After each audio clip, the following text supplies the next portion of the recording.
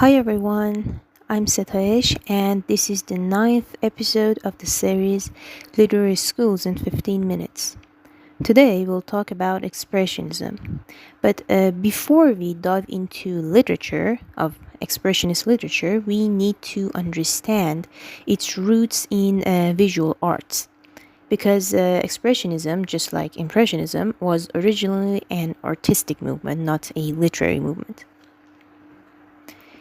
Expressionism emerged in Germany at the beginning of the 20th century, first as a visual art movement and then spread to literature, theater, cinema, and music.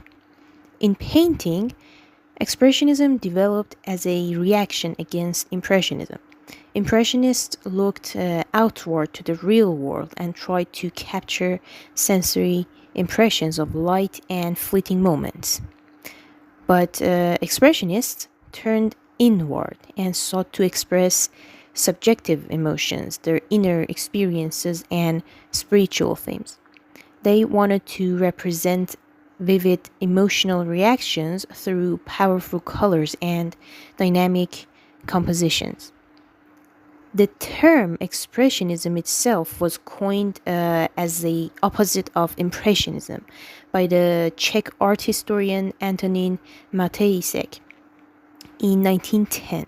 He wrote, "An expressionist wishes above all to express himself. An expressionist rejects immediate perception and builds on more complex psychic structures.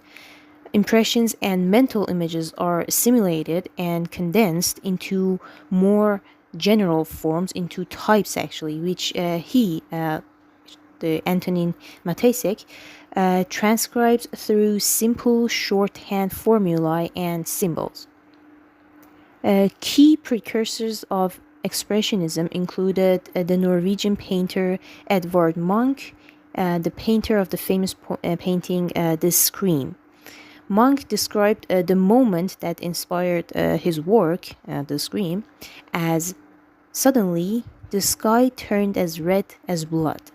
I stopped and leaned against the fence, shivering with fear. Then I heard the enormous, infinite scream of nature." It was this emphasis on intense inner experience which set the path for Expressionism to spread to other forms of art and literature eventually. Other important influences include Vincent van Gogh's post-impressionist paintings, the philosopher Nietzsche's work Thus Spoke Zarathustra, the later plays of Swedish dramatist August Strindberg and pioneering psychoanalyst Sigmund Freud. So, what defines Expressionism?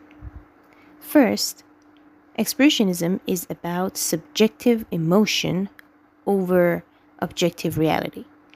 The goal is to present the world from a subjective perspective, to distort the world for achieving a sort of emotional effect in the audience in order to evoke moods or ideas in the audience.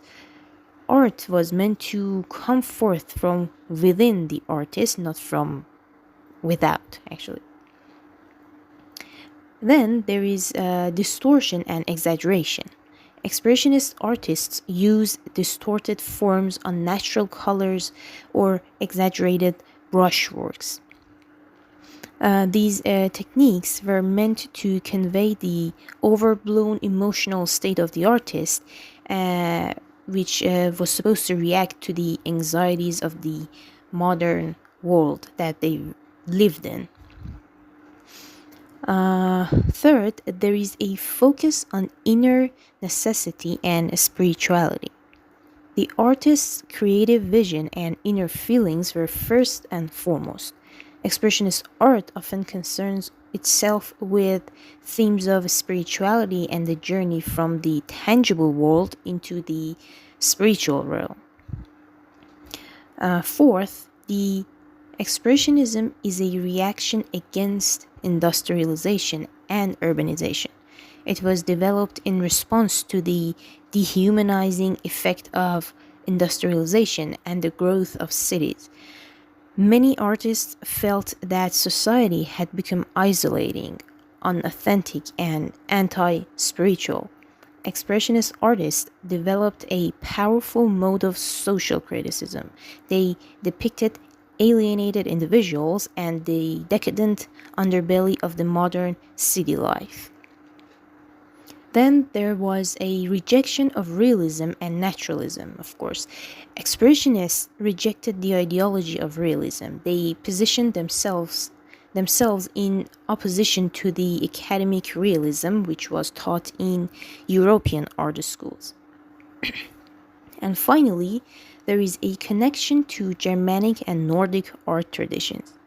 Times that a social change or spiritual crisis happenings are seen in actually Expressionism and both Nordic and Germanic traditions.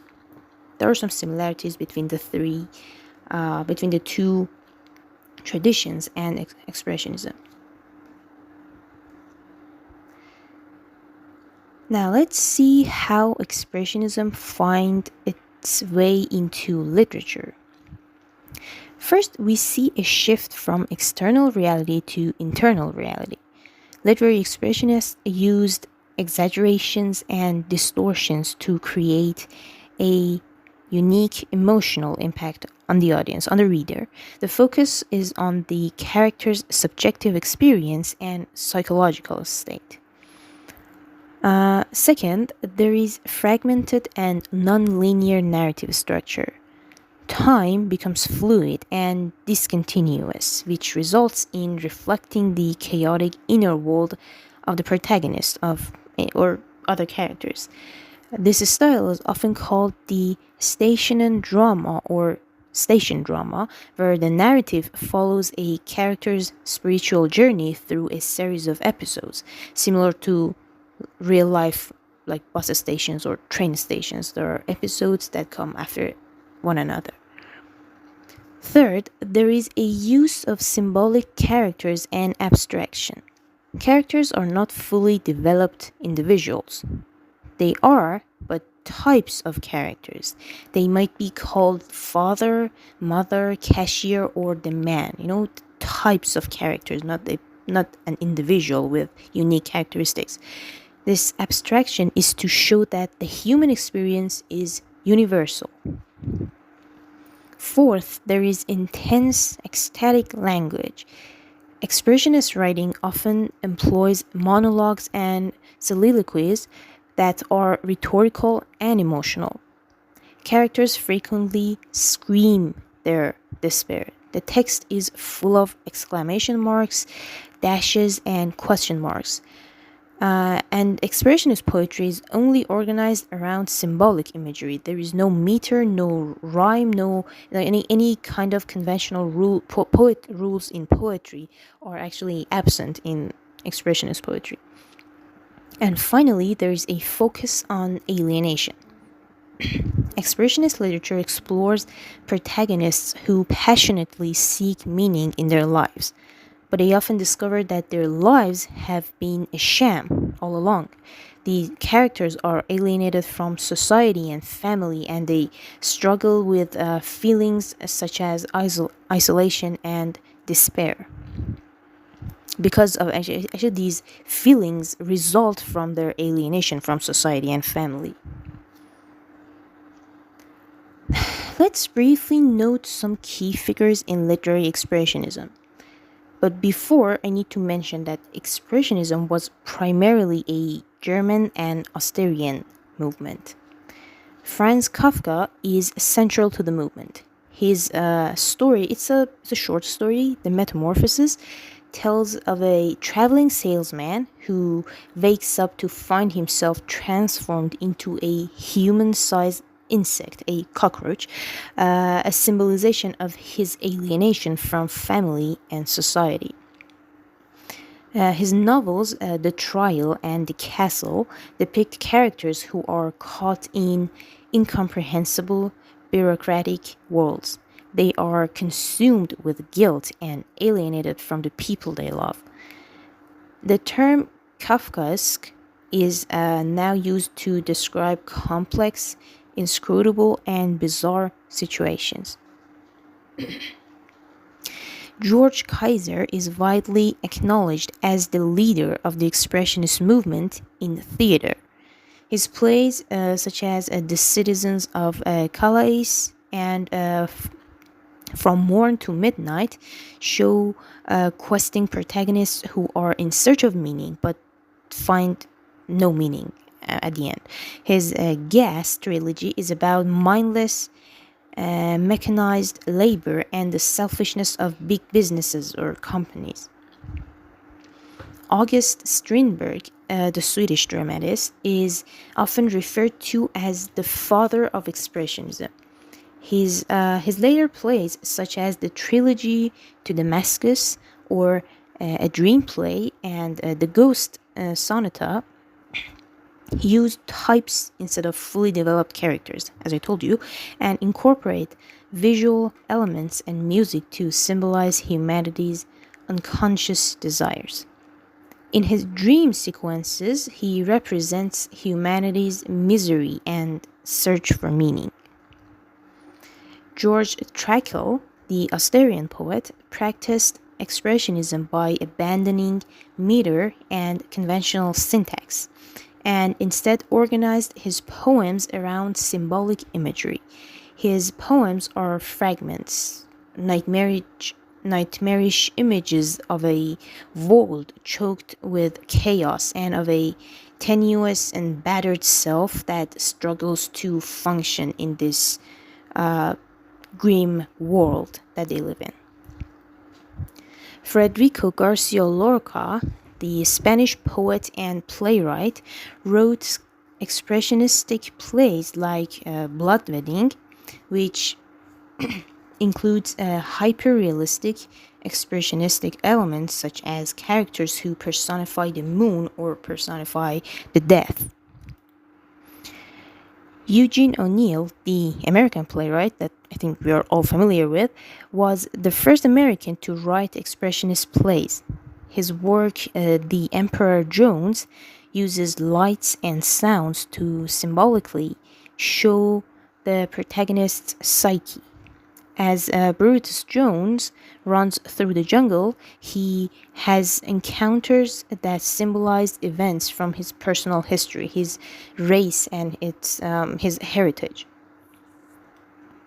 Frank Wedekind, the German playwright, is known for his work Spring's Awakening, which explores adolescent sexuality in a modern manner. The play attacks the hypocrisy and prudery of middle-class German society of that time.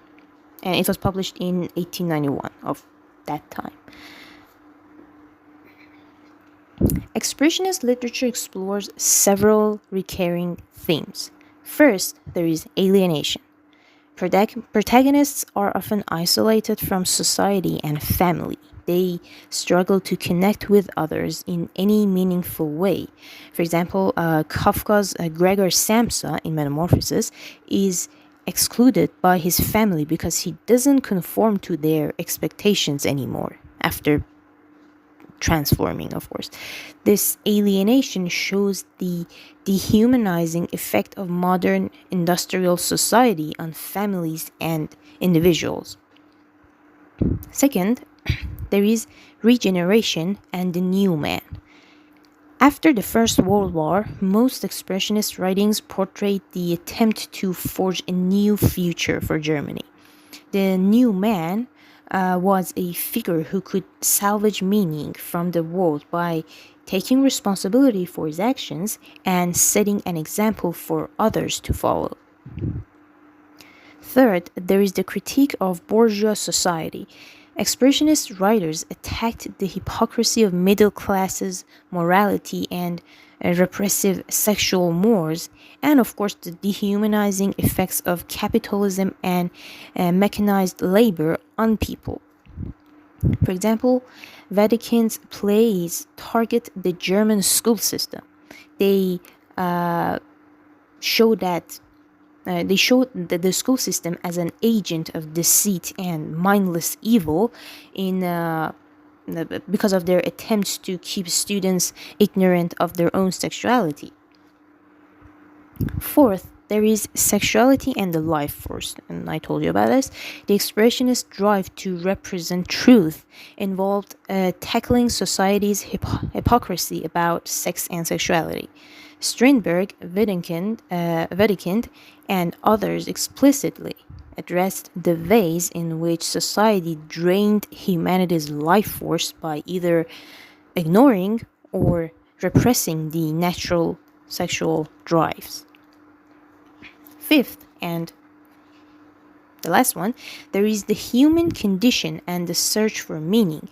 Expressionist literature is defined by protagonists and speakers who passionately seek meaning in their lives. They usually discover that the life they have been living is a sham, and through some sign or by some circumstances, they attempt to change their lot. Expressionism blossomed in Germany in the early 20th century during the reign of Emperor Wilhelm II. Germany was a relatively prosperous country with an established middle class, and it is very complacency of this middle class against which many writers and artists rebelled and started this expressionist movement in the first place. The Expressionists saw hypocrisy in German society's repressive attitudes towards sex and the simultaneous popularity of prostitution. The flourishing of prostitution in the Wilhelmian era exposed the failure of Emperor Wilhelm's approach to bring morality to his empire. At the same time, Sigmund Freud's theories on infantile sexuality and the unconscious affected expressionist thinking. In 1900, Freud published The Interpretation of Dreams, followed by works on everyday life and sexuality. For expressionists, the sexual instinct provided humanity with its drive and creative force. A society that stifled this drive produced citizens who could never wholly be themselves. Most expressionists during this time were not political activists. They would actually meet in coffee houses and cafes in Berlin and Munich, then publishing their work in journals because established presses had already rejected their writings, so they were not quite popular. For many Germans, the start of the First World War was a surprise. Some were quickly politicized and voiced their opposition to the war. Some fled to Switzerland, and some others joined the military, and most of them died in the battles. The impact of war was so devastating. More than 10 million people died in the First World War. Many journals stopped publishing because military authorities had begun censoring them to reduce anti-war sentiments.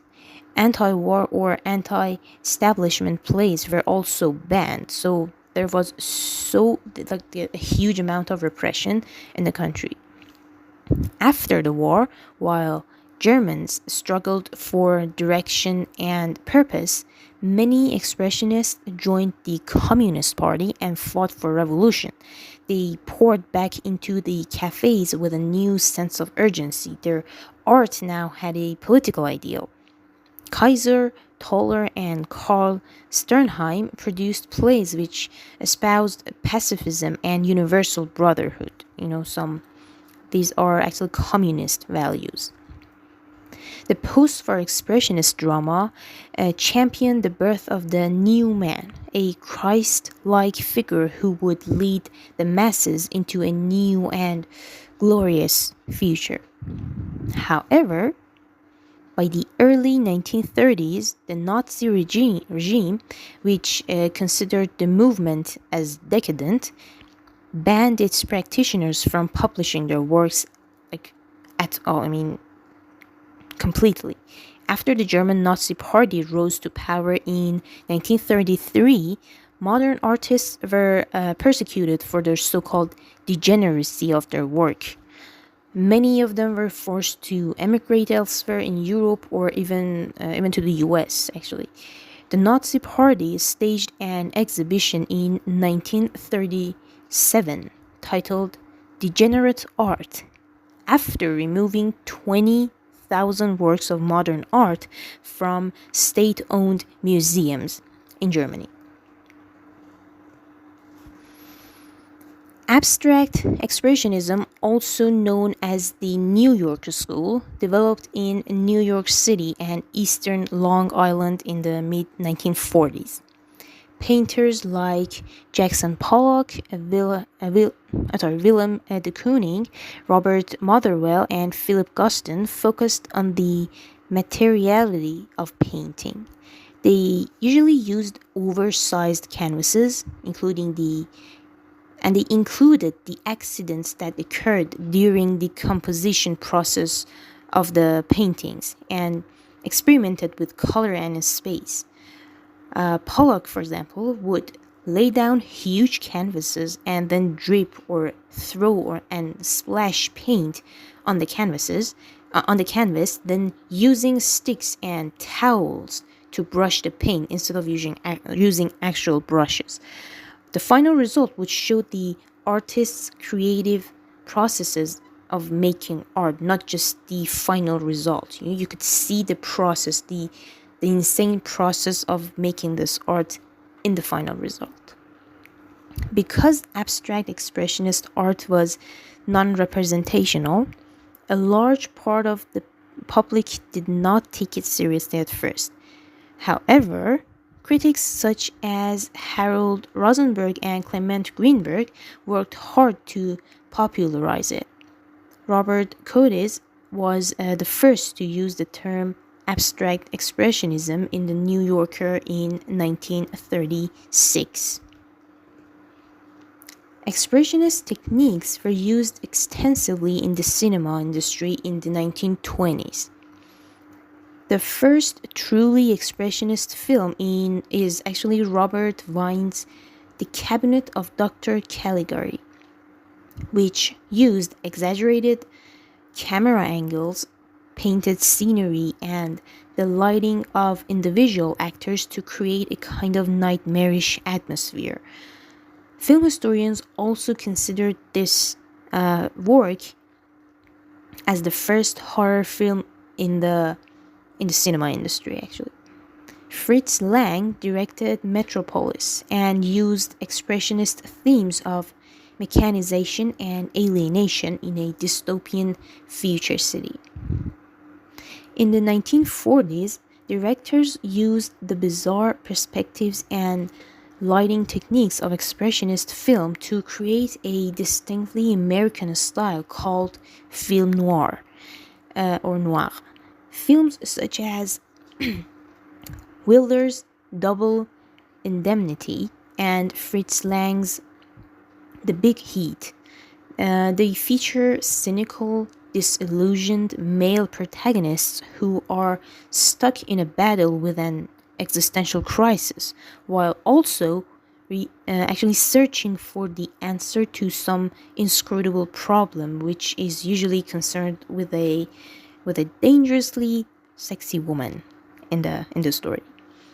Film noir is filmed in black and white and characterized by unpleasant urban settings, some witty jokes, flashbacks, and voiceovers.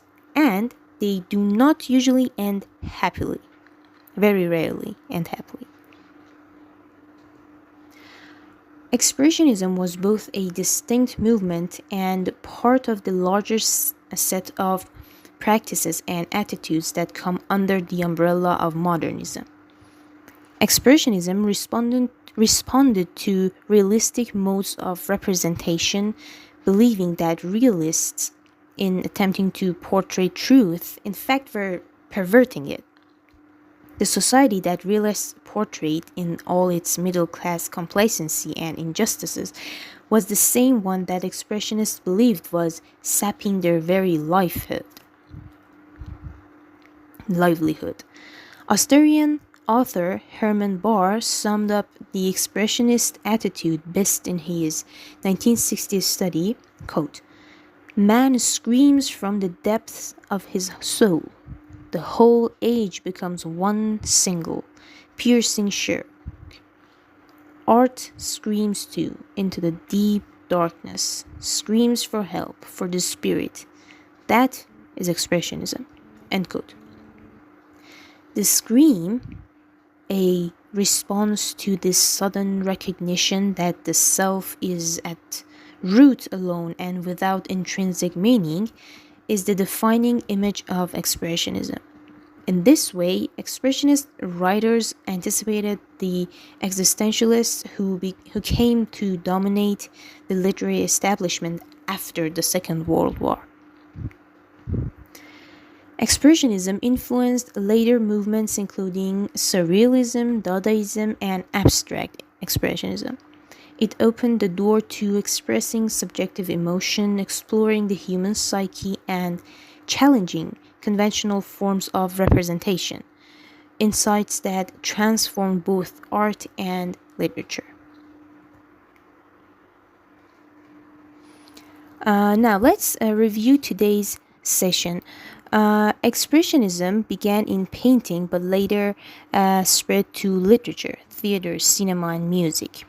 Its emphasis was on subjective emotion and spirituality. The movement emphasized inner emotional experience, saying that the truth of the world lies in how we experience it internally, not externally. Literary Expressionism introduced fragmented narrative, symbolic characters, and intense aesthetic language. Expressionism was a response to the dehumanizing effects of industrialization and urbanization on the society and individuals. There was an anxiety about humanity's relationship with the world. The dynamic of this relationship had changed, and the practitioners of this school wanted to make sure that they are capturing this new dynamic. Expressionism rejected realism and naturalism and laid the foundation for modernism and subsequent avant-garde movements to come after it. Thank you for your attention. You can check our other videos in the channel. Take care and goodbye.